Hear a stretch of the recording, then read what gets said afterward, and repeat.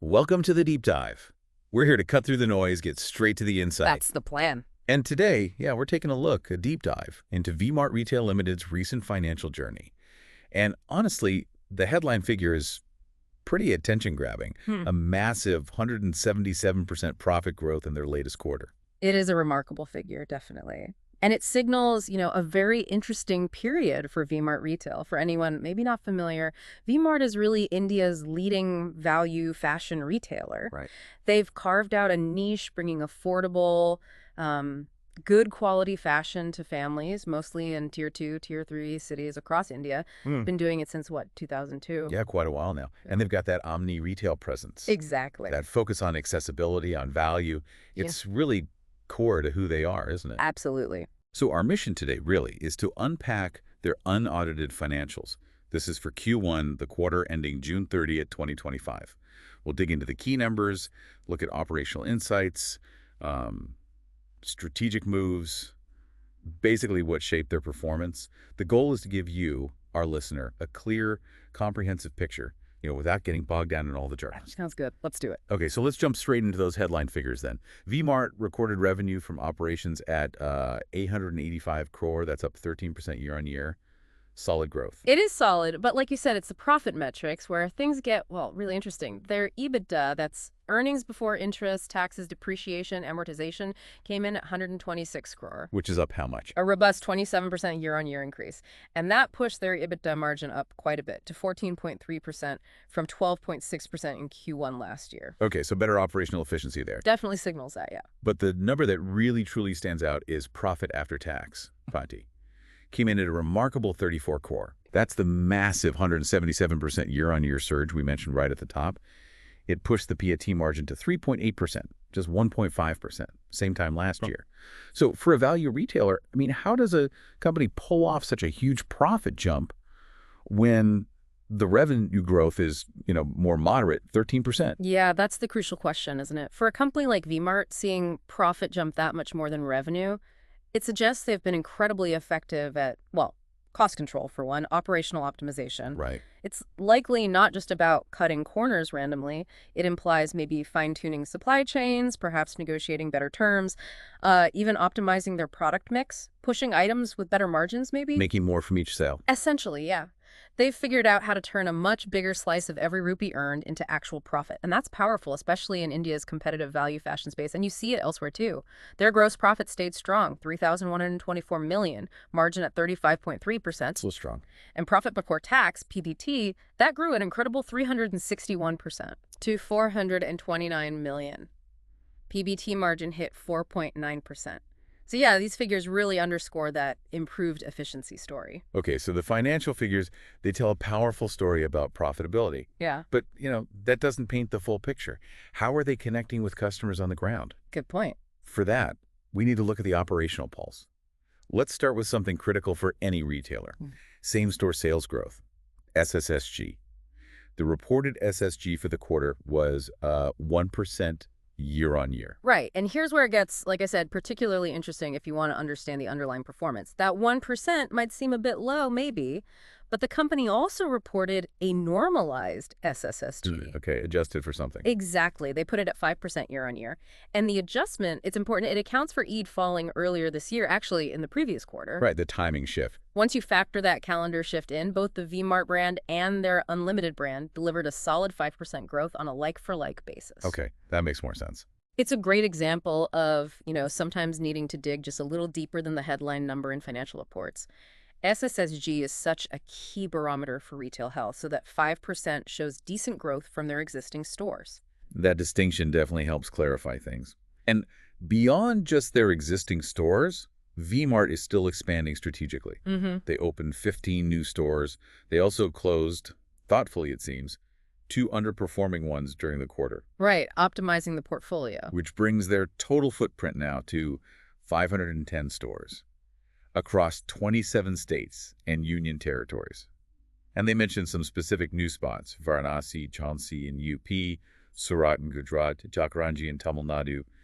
Still really focusing on those tier 2 and 3 cities. Yeah, that seems to be their sweet spot. And their customer engagement metrics, they're also quite telling. Footfall, for instance, saw a pretty significant 14% increase year on year. 14%, that's a lot of people. 20 million customers came through their doors, and the conversion rate, it also ticked up slightly. Positive improvement to 48% from 47% last year. Average transaction size was around 1,004 for V-Mart stores. A bit lower, 932 for unlimited. But interestingly, the average selling price, the ASP for apparel specifically, actually decreased by 6% year on year. What stands out to you when you look at those customer-facing trends? You know, what jumps out, I think, is how they're boosting footfall and conversion even while the average price for clothes dipped. Yeah. That really speaks to the value in their value fashion proposition, doesn't it? Maybe they're attracting more shoppers by offering even more affordable stuff. It's a smart way to drive volume in that segment. It seems logical. And that focus on efficiency, it seems to connect to their inventory, too. It does. They highlighted improvements there. Days of inventory improved by 5% year on year, down to 93 days. That's pretty lean for managing such a wide range. It's a key operational win, definitely. Better inventory turns mean less capital tied up. Okay, let's shift gears a bit. Let's pivot to their digital side, specifically LimeRoad. Ah, yes, the acquisition from a while back. Right. So the report says the LimeRoad segment's loss was cut quite a bit, 56% year on year, which, sounds great initially. Reducing losses is always good financially, sure, but what's particularly notable here, and maybe a bit concerning, is that the net merchandise value, the NMV, also decreased by 34% year on year. Okay, so losses are down, but sales are also down quite a bit. Exactly. So it raises this really important question for V-Mart's overall digital strategy. Yeah. What does this balance actually signify? Reducing losses, but shrinking the business. And we also saw that V-Mart's own contribution to LimeRoad's online orders, that fell too. It's now 46%, down from 73% in Q1 last year. And at the same time, their marketing cost as a percentage of that shrinking NMV actually went up to 40% from 33%. Yeah, that's a tricky combination. See, this suggests it isn't just about cutting losses blindly. It feels more like defining LimeRoad's purpose within the bigger V-Mart picture. Reevaluating its role. Possibly. This balance, lower losses but lower NMV, it could suggest a strategic recalibration. Maybe they're fine-tuning LimeRoad, perhaps less as a primary channel for their own V-Mart products. And more as Maybe an experimental platform, or perhaps just focusing it purely on profitable niches, even if smaller. Scaling back the grander ambitions, maybe. The fact that V-Mart's own contribution is down might mean they're diversifying the platform with other sellers, or potentially they're prioritizing their own direct-to-consumer channels more heavily now. which could be a pretty significant strategic shift for them. It could, yeah.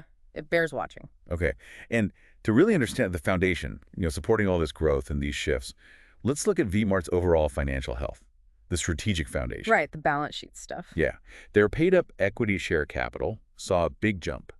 Went from $198 million at the end of March 2025 up to $794 million by June 30th. Now, this wasn't just raising new cash in the usual way, was it? No, it wasn't. The main reason for that big change was they issued bonus shares. Okay. Specifically, 3 bonus shares for every 1 fully paid-up equity shareholders already held. And that kind of thing, a bonus issue, it also requires them to restate the earnings per share for past periods, just standard accounting to keep comparisons fair. Got it. And they also mentioned issuing some shares for employee stock options. Yeah, a smaller number. About 43,910 shares were issued because employees exercised their vested stock options during the quarter. Pretty standard stuff. And here's another indicator, I think, a strong one, of their financial health. Borrowings. A really notable reduction. Yeah. Went down from $1,490 million to just $350 million.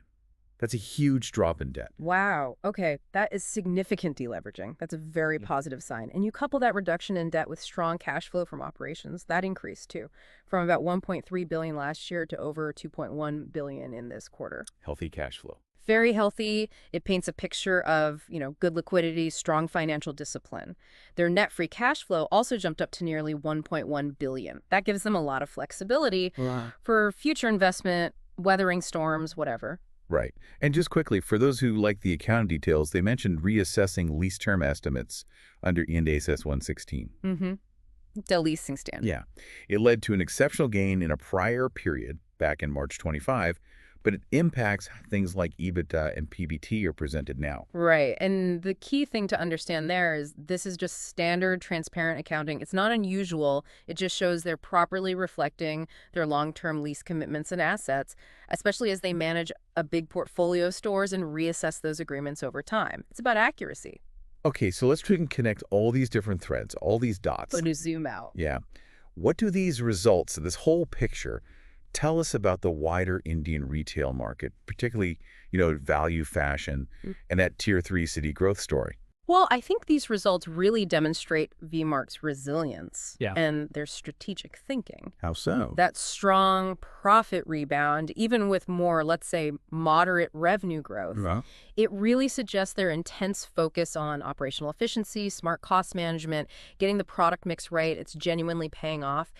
It also reinforces, I think, that the demand for affordable, decent quality fashion in India's smaller cities and towns, it's still very robust, and V-Mart seems really well positioned to meet that demand. okay, so tying this back to you, our listener, what does this all mean? What are the takeaways? Yeah. V-Mart's performance, it really highlights some key strategic points for understanding consumer behavior, market dynamics in India. Definitely. It shows the power of really targeting specific demographics, specific geographies. Yeah. That Tier 3 focus is clearly working for them.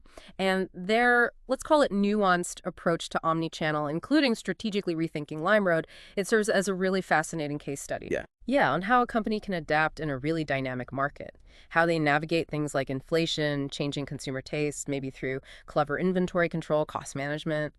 So, to quickly recap them, V-Mart Retail, an impressive profit rebound in Q1 FY26, driven largely by strategic physical store growth, sharp operational efficiencies, and this ongoing effort to refine their digital side for, it seems, long-term profitability. That sums it up nicely. Which leaves us with a final thought to ponder. Okay. As physical retail keeps pushing into these underserved markets, Tier 2, Tier 3, and beyond, and at the same time digital commerce keeps evolving, how might that balance, brick and mortar versus online, how might that shape the future of value fashion specifically? The balancing act. Yeah. And what unique challenges or maybe advantages might companies like V-Mart face as they navigate this constantly shifting economy and consumer landscape? That is definitely something worth thinking about. How do they keep that value proposition strong across both channels? How does the digital side truly complement the physical strength? Lots to watch. Absolutely. Something to mull over. Thanks for tuning into the Deep Dive.